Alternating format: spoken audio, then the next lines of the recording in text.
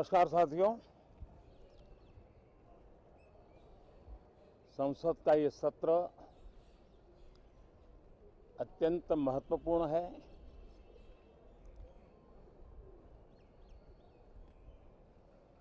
देश आज़ादी के अमृत महोत्सव मना रहा है। हिंदुस्तान में चारों दिशाओं में से इस आज़ादी के अमृत महोत्सव के निमित्त रचनात्मक, सकारात्मक,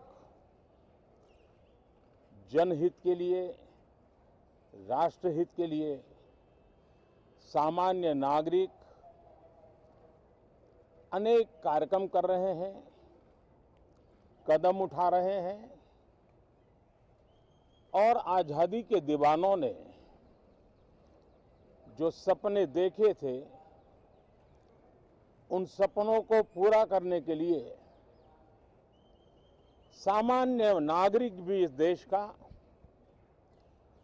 अपना कोई न कोई दायित्व निभाने का प्रयास कर रहा है। ये खबरें ये अपने आप में भारत के उज्जवल भविष्य के लिए शुभ संकेत है। कल हमने देखा है, पिछले दिनों संविधान दिवस भी नए संकल्प के साथ संविधान के स्पिरिट को चरितार्थ करने के लिए हर किसी के दायित्व के संबंध में पूरे देश ने एक संकल्प किया है। इन सब के परिप्रेक्ष्य में हम चाहेंगे, देश भी चाहेगा, देश का हर सामान्य नागरिक चाहेगा कि भारत का संसद का ये सत्र और आगे आने वाले भी सत्र आजादी के दीवानों की जो भावनाएं थी, जो स्पिरिट था, आजादी के अमृत महोत्सव का जो स्पिरिट है, उस स्पिरिट के अनुकूल संसद भी देश हित में चर्चाएं करे, देश की प्रगति के लिए रास्ते खोजे, देश की प्रगति के लिए नए उपाय खोजे और इसके लिए ये सत्र बहुत ही विचारों की समृद्धि वाला, दूरगामी प्रभाव पैदा करने वाले सकारात्मक निर्णयों वाला बने। मैं आशा करता हूं कि भविष्य में संसद को कैसा चलाया,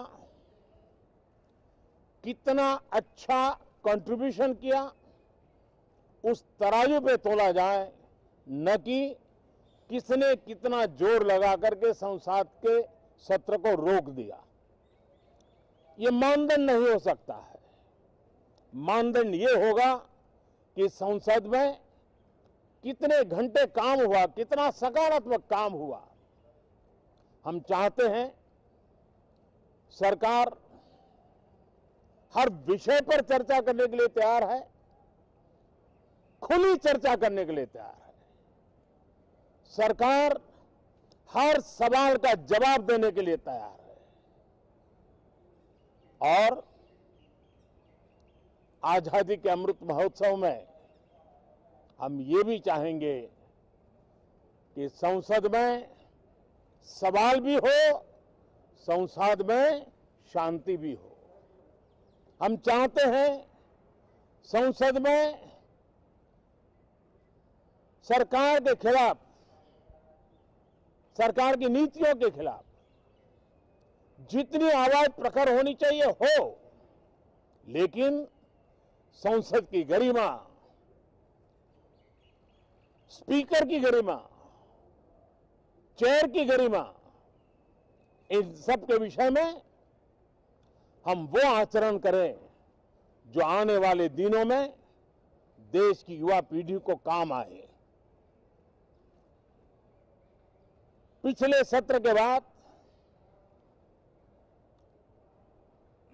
कोरोना की विकट परिस्थिति में भी देश ने 100 करोड़ से अधिक डोजेज कोरोना वैक्सीन और अब हम 150 करोड़ की तरफ तेजी से आगे बढ़ रहे हैं। नए वेरिएंट की खबरें भी हमें और सतर्क करती हैं और सजग करती हैं। मैं संसद के सभी साथियों को भी सतर्क रहने के लिए प्रार्थना करता हूं। आप सभी साथियों को भी सतर्क रहने के लिए प्रार्थना करता हूं, क्योंकि आप सबका उत्तम स्वास्थ्य, देशवासियों का उत्तम स्वास्थ्य ऐसी संकट की घड़ी में हमारी प्राथमिकता है। देश के 80 करोड़ से अधिक नागरिकों को इस कोरोना काल के संकट के में और अधिक तकलीफ न हो, इसलिए प्रधानमंत्री गरीब कल्याण योजना से अनाज मुफ्त में देने की योजना चल रही है। अब इसे मार्च 2022 तक समय आगे कर दिया गया है। करीब 2,60,000 करोड़ रुपए की लागत से 80 करोड़ से अधिक देशवासियों को गरीब के घर का चूल्हा जलता रहे, इसकी चिंता की गई है। मैं आशा करता हूं कि इस सत्र में देश हित के निर्णय हम तेजी से करें, मिलजुल करके करें, सामान्य मानवीय की आशा अपेक्षाओं को पूर्ण करने वाले करें, ऐसी मेरी अपेक्षा है। बहुत बहुत धन्यवाद।